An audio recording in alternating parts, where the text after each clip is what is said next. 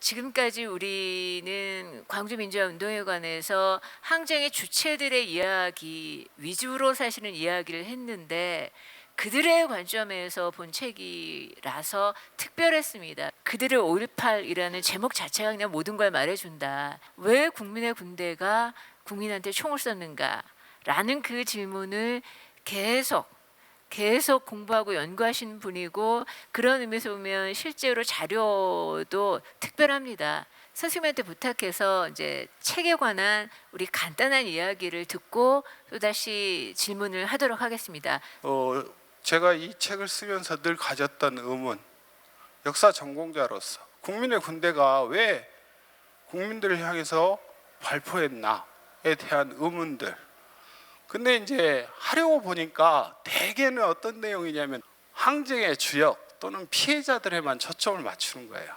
그래서 이 본질적인 질문을 한번 해봐야지 라고 하고 그에 대한 답을 해봐야지 라고 한 게 제가 쓰려고 했던 것이고, 잘못하지 않았다는 아닌데 그들에게 책임을 묻기 전에 과연 정치 군인들은 무엇을 했는가, 왜 공수부대를 광주에 파견을 했는가에 대한 것들을 추적하는 게 사실은 그 배경을 설명하는 것이지 않겠는가.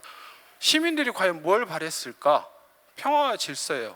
왜냐하면 5월 22일부터 광주 시내에서는 이제 헌혈이라든가 주먹밥도 있기는 했는데 군하고 협상을 합니다. 시민들이 스스로 질서를 회복을 하고 차량을 통제를 하고, 그리고 요구를 한 게 뭐냐면 이렇게 사단을 야기시킨 책임자들을 처벌해 달라라는 걸 요구를 합니다. 그리고 이제 근데 대표단을 수습대책위원회 대표단을 상무대에 보냈더니 뭘 가지고 오느냐면 무기 반납하고 무기 회수가 있습니다. 무기 반납은 뭐냐면 시민들이 가지고 있는 무기를 상무대로 돌려주는 거예요. 군에다가 돌려주는 거예요. 쉽게 말하면 무조건 항복입니다. 근데 무기 회수는 뭐냐면 시내에 5천 몇백 정, 5천 한 300여 정의 총기류가 풀려버렸어요. 초등학생도 총을 들었다더라고요. 오발 사고가 많이 납니다. 그러자 나중에는 시민군들이 중고등학생들도 총기를 소유해서는 안 된다라고 합니다. 전부 시민군에게 도청으로 회수하라, 가져와라. 그러니까 시민들이 요구한 건 군하고 싸우기 위한 게 아니라 사실은 최소한의 자기 방어인 거죠. 최소한의 목숨을 지키기 위한. 이미 눈앞에서 수백 명이, 제가 이제 통계를 쭉 뽑아봤는데 부족한 통계로 봤을 때 최소로 잡아도 5월 21일 날 총상으로 돌아가신 분, 희생되신 분들이 한 55명 정도 돼요.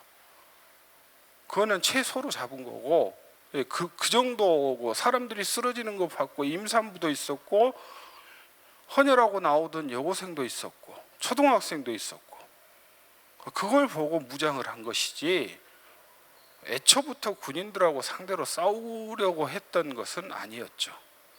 가장 큰 의문 중에 하나가 왜 광주에서는 이렇게, 그등요 사실은 너무나 평범한 분들이었고 또 두려움도 있었을 건데 무장을 하고 싸우기까지 하고, 이제 이런 어떤 사람들의 마음을 뭐라고 설명을 해야 되느냐. 근데 한홍구 교수님이 쓴 책이 있는데 이렇게 말씀하시더라고요. 이걸 민주주의를 위한 싸움으로 이야기하는 게 맞냐, 그런 이념을 갖고 사람들이 그때 진짜 이념을 지향해서 민주주의를 위해서 싸운 거였을까?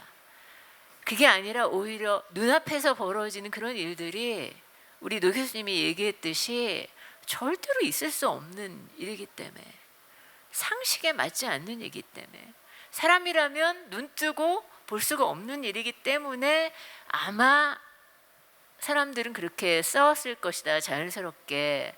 이렇게 얘기하는데 선생님께서는 싸울 수 있었던 사람들의 마음, 그 마음은 뭐였을까요? 글쎄요, 저도 궁금하네요. 왜냐하면은 저도 그 입장에 동의를 하거든요, 사실은. 그러니까 그 어떻게 보면은 그 이후의 문제예요. 인권이라든가 뭐 민주주의라든가 미국의 문제라든가 기타 등등의 문제들은 5.18을 겪고 난 한국 사회의 문제가 되었던 것이 5.18을 경험한 사람들이 제기를 하는 문제였지, 이거를 어떤 특정한 계층, 계급 또는 어떤 이념을 가지고 설명하기에는 너무나 많은 사람들이, 너무나 다양한 사람들이 그러니까 참여를 했었거든요. 당장에 그 눈앞에 보이는 통계의 군 자료에만 봐도 도청 앞에 당시의 인구가 이제 많게 잡으면 72만 정도, 그 중에 10만 이상이 도청 앞에 모였다고 합니다. 그날 오후 그 1시 무렵에. 산술적으로 계산하면은 7명 중에 1명이거든요. 근데 그 당시에는 대부분 보면은 대가족은 아니었을지라도 집에 한 3명 정도는 있지 않았을까요? 그렇게 따지면은 거의 한 집 걸로 1명씩은 나왔다라고 보는 게 맞는데, 왜 그 사람들이 그렇게 나왔을까? 눈앞에서 벌어지고 있는 이 참혹한 현실을 보고 그냥 나오신 분들이 더 많죠. 어찌 보면 5.18은 그런 분들의 헌신 때문에 완성이 되었던 것이고, 사실은 이제 그분들도 두려우셨을 거예요. 그거는 반대 입장도 마찬가지일 것 같아요. 왜냐하면은 공수부대 특공조도 제가 책에다 그런 내용을 썼었는데, 그 송정리 비행장에서 이제 뭐 도상 훈련도 다 했고 건물 구조도 파악하고 있고 이렇게 있었는데, 마지막으로 뭘 하느냐 하면 자기 손톱하고 머리카락을 남깁니다. 그건 전투에 나가는 거거든요. 군인들이 살아서 돌아오지 못할 경우를 대비해서, 시신이 사라졌을 경우를 대비해서. 근데 두려웠기는 마찬가지였을 건데 어떤 마음이었을까? 그거는 제가 답하기가 좀 그렇습니다. 왜냐하면 뭐 어떤 마음, 이거는 완전히 눈앞에서 뻔히 죽음이 예견되었었는데, 그리고 그 한홍구 선생님 항상 하는 이야기가 그분들이 그 자리에 있었기 때문에 5.18이 있게 되었다. 저도 그 의견에 동의합니다. 그러니까 광주는 사실 87년대에 아까 선생님 말씀하신 처음으로 사진전이 열렸듯이 아직까지도 발견되지 않은 기록들도 있고 몰랐던 사실도 많이 있습니다. 그래서 한편으로 광주는 알려지는 과정이기도 하지만 또한 광주를 어떤 방식으로 어떻게 기억할 건가의 역사도 있을 것 같습니다. 처음의 역사와 처음에 기억하는 방법과 아마 요새 기억하는 방법이 다를 수도 있고, 그러니까 광주에 관한 기억의 역사 또는 어떻게 기억을 하면 좋을까, 이런 부분에 대해서 선생님한테 또 여쭙고 싶습니다.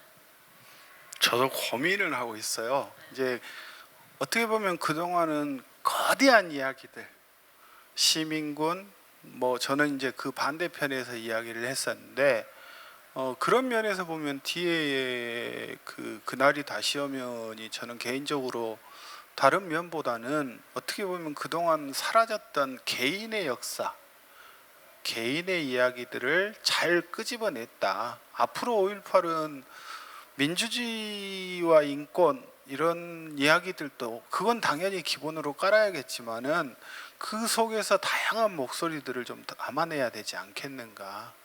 그리고 왜 이와 같은 일들이 일어났으며, 다른 한편으로는 이제 왜 이와 같은 일들이 교과서적으로도 이야기를 해야죠. 왜 이 같은 일들이 일어났으며 이 같은 사건들이 일어나서는 안 되는가. 반면 교사로 좀 이야기가 되어야 되지 않겠는가. 그래야만이 이제 또 다시 그 국가를 지키라고 맡겨놓았던 총구를 국민들한테 돌리는 일들이 없어야 된다라는 게, 그런 의미로서 5.18은 굉장히 중요하다라고 생각을 합니다.